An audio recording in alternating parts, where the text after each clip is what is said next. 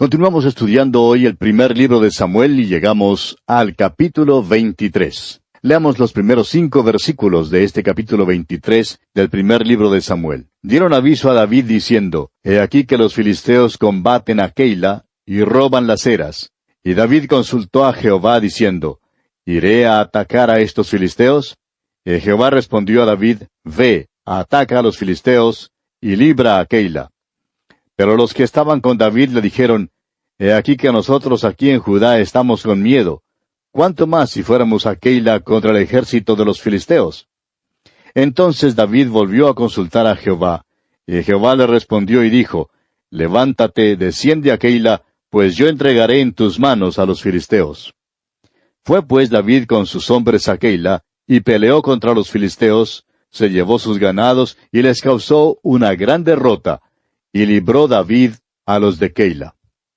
Los filisteos estaban robando las eras de Keila, y el Señor le mandó a David que fuera y los hiriera. Los filisteos le estaban robando el grano a los israelitas para tratar de lograr que se rindieran debido al hambre.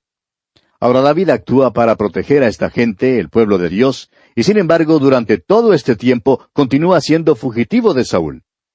David ahora tiene con él 600 hombres, y con buen éxito liberta al pueblo de Keila de los filisteos, y el Señor le manda entonces a que salga de ese lugar, lo cual él obedece.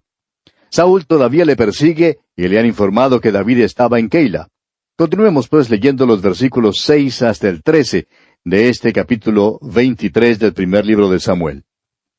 Y aconteció que cuando Abiatar, hijo de Ahimelech, huyó siguiendo a David a Keila, descendió con el ephod en su mano. Y fue dado aviso a Saúl que David había venido a Keila. Entonces dijo Saúl, Dios lo ha entregado en mi mano, pues se ha encerrado entrando en ciudad con puertas y cerraduras. Y convocó Saúl a todo el pueblo a la batalla para descender a Keila y poner sitio a David y a sus hombres.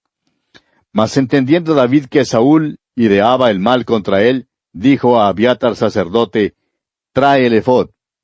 Y dijo David, Jehová Dios de Israel, tu siervo tiene entendido que Saúl trata de venir contra Keila a destruir la ciudad por causa mía. ¿Me entregarán los vecinos de Keila en sus manos? ¿Descenderá Saúl como ha oído tu siervo? Jehová Dios de Israel, te ruego que lo declares a tu siervo. Y Jehová dijo, Sí, descenderá. Dijo luego David, ¿me entregarán los vecinos de Keila a mí y a mis hombres en manos de Saúl? Y Jehová respondió, Os entregarán. David entonces se levantó con sus hombres, que eran como 600, y salieron de Keila, y anduvieron de un lugar a otro. Y vino a Saúl la nueva de que David se había escapado de Keila, y desistió de salir. Como usted ve, amigo oyente, Saúl continúa su campaña de odio y persecución contra David, y decide ir hasta Keila para darle muerte. Pero Dios libra a David, y él se escapa de Keila, lo cual hace que Saúl desista de su viaje hacia Keila. Y continuamos leyendo los versículos 14 al 16. Y David se quedó en el desierto en lugares fuertes, y habitaba en un monte en el desierto de Zif. Y lo buscaba Saúl todos los días, pero Dios no lo entregó en sus manos. Viendo pues David que Saúl había salido en busca de su vida, se estuvo en Ores, en el desierto de Zif. Entonces se levantó Jonatán, hijo de Saúl, y vino a David a Ores, y fortaleció su mano en Dios. Fíjese usted cuán fiel y verdadero amigo es Jonatán para con David. Ahora le dice algunas cosas para animarle. Prosigamos con los versículos 17 y 18. Y le dijo, No temas, pues no te hallará la mano de Saúl mi padre, y tú reinarás sobre Israel, y yo seré segundo después de ti, y aun Saúl mi padre así lo sabe. Y ambos hicieron pacto delante de Jehová, y David se quedó en Ores, y Jonatán se volvió a su casa. Esencialmente, Jonatán le dice a David que Saúl sabe lo que pasará y que se está oponiendo. Es claro que Saúl va contra la voluntad de Dios. Está en rebelión contra Dios. Jonatán, sin embargo, está dispuesto a hacer la voluntad de Dios. Las acciones de Jonatán revelan que es un gran hombre.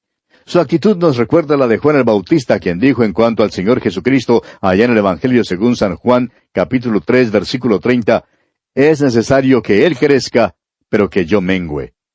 Y leemos en los versículos finales, los versículos 19 hasta el 29 de este capítulo 23 del primer libro de Samuel, Después subieron los de Ziph para decirle a Saúl en Gabá, ¿no está David escondido en nuestra tierra en las peñas de Ores, en el collado de Aquila, que está al sur del desierto? Por tanto, rey, desciende pronto ahora, conforme a tu deseo, y nosotros lo entregaremos en la mano del rey. Y Saúl dijo, Benditos seáis vosotros de Jehová, que habéis tenido compasión de mí. Id pues ahora, aseguraos más, conoced y ved el lugar de su escondite, y quién lo haya visto allí, porque se me ha dicho que él es astuto en gran manera. Observad pues, e informaos de todos los escondrijos donde se oculta, y volved a mí con información segura, y yo iré con vosotros, y si él estuviera en la tierra, yo le buscaré entre todos los millares de Judá.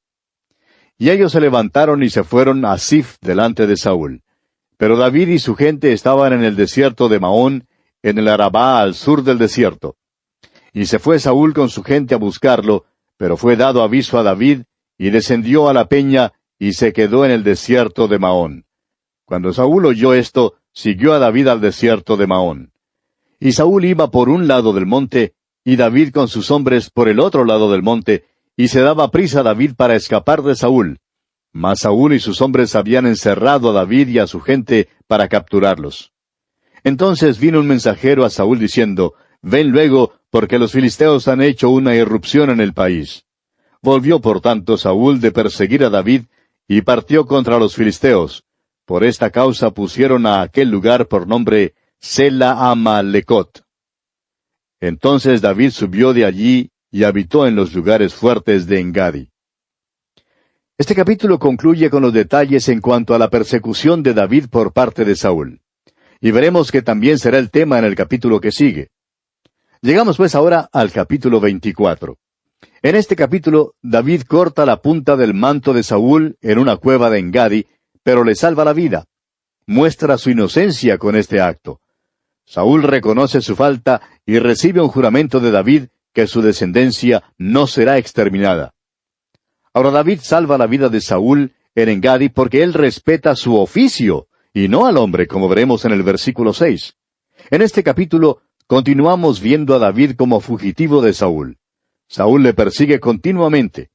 Creemos que este período de pruebas en la vida de David lo cambió de un pastorcito inocente en un hombre robusto, el cual llegó a ser un verdadero hombre de Dios, y reinó así sobre su pueblo. Leamos pues los primeros 2 versículos de este capítulo 24 del primer libro de Samuel. Cuando Saúl volvió de perseguir a los filisteos, le dieron aviso diciendo, He aquí David está en el desierto de Engadi. Y tomando Saúl 3,000 hombres escogidos de todo Israel, fue en busca de David y de sus hombres, por las cumbres de los peñascos de las cabras monteses. David había ido a un lugar escabroso para esconderse. Saúl seguía buscándole con un ejército de 3,000 hombres. David solo tenía 600 hombres.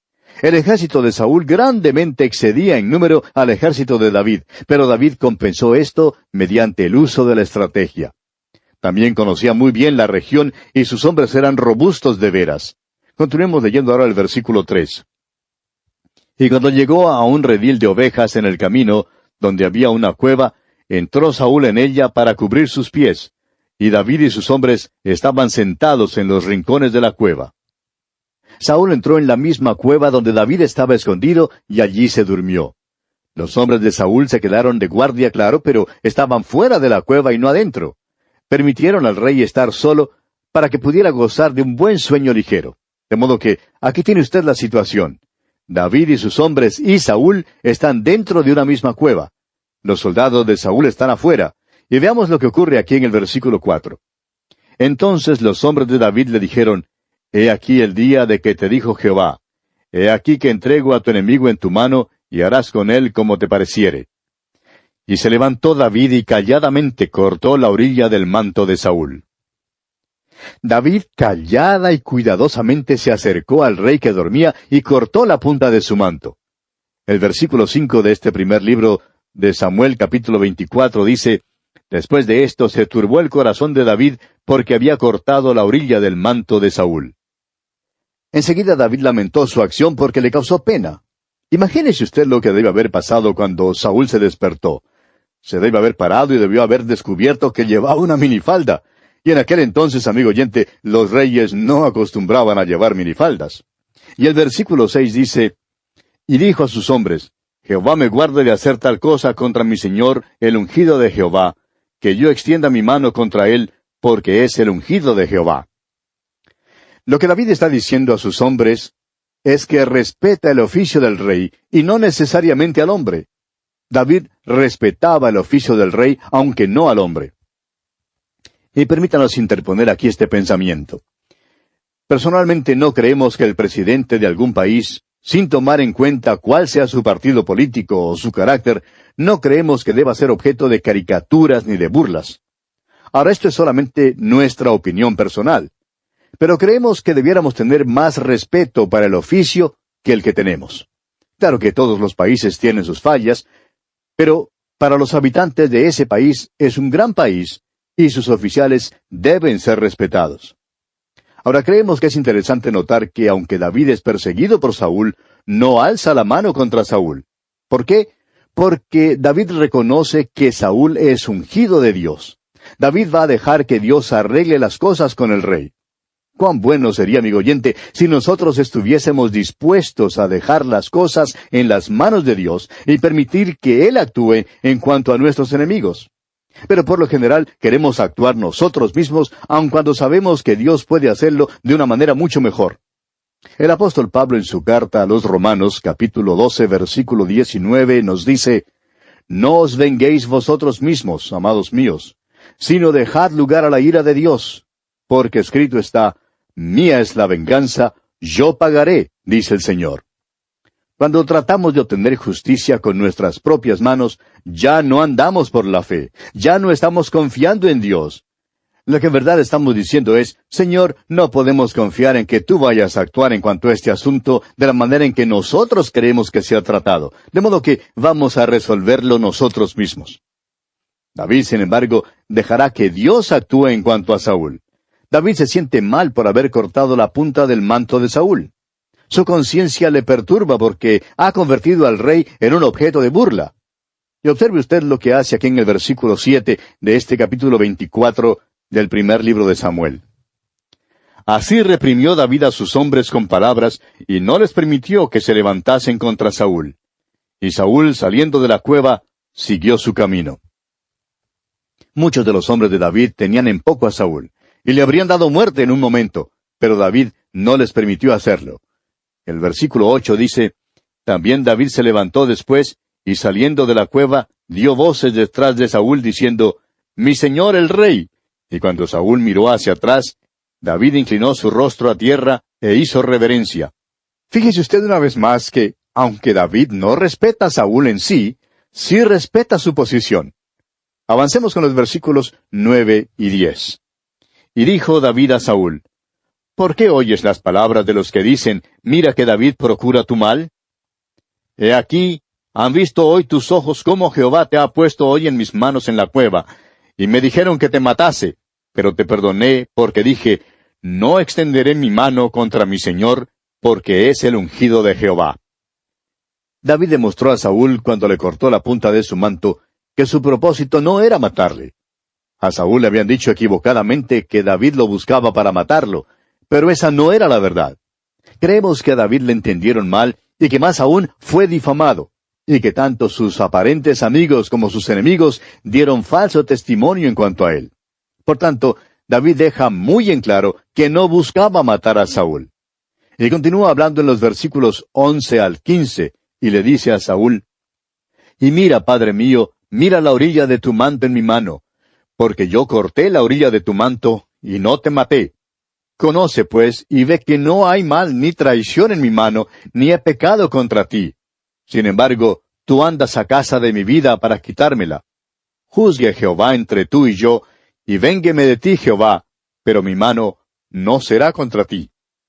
Como dice el proverbio de los antiguos, de los impíos saldrá la impiedad, así que mi mano no será contra ti. ¿Tras quién ha salido el rey de Israel? ¿A quién persigues? ¿A un perro muerto? ¿A una pulga?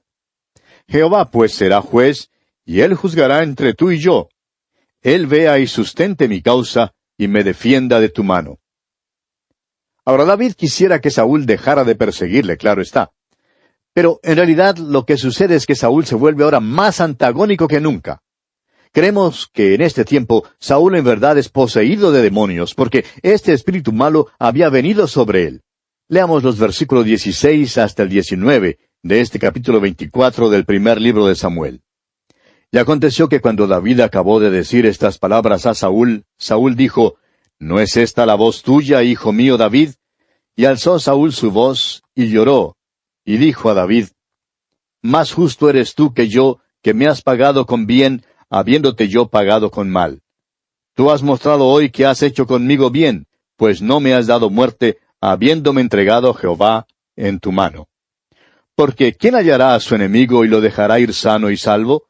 Jehová te pague con bien por lo que en este día has hecho conmigo. Esta es una confesión asombrosa que sale de la boca de Saúl. Saúl reconoce que lo que David ha dicho es verdad y se siente grandemente conmovido por el hecho de que David le salvó su vida. En el versículo 16 de este capítulo vemos que Saúl lloró. Luego Saúl reconoció el hecho de que algún día David será rey. Leamos los versículos 20 al 22 ahora.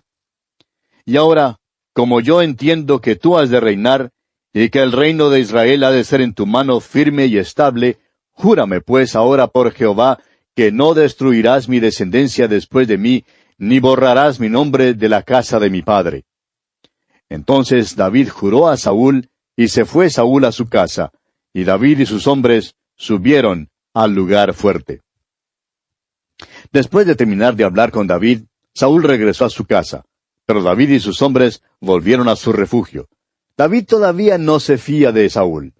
David se aleja aún más al desierto para esconderse porque sabe que vendrá el día cuando Saúl le acosará nuevamente.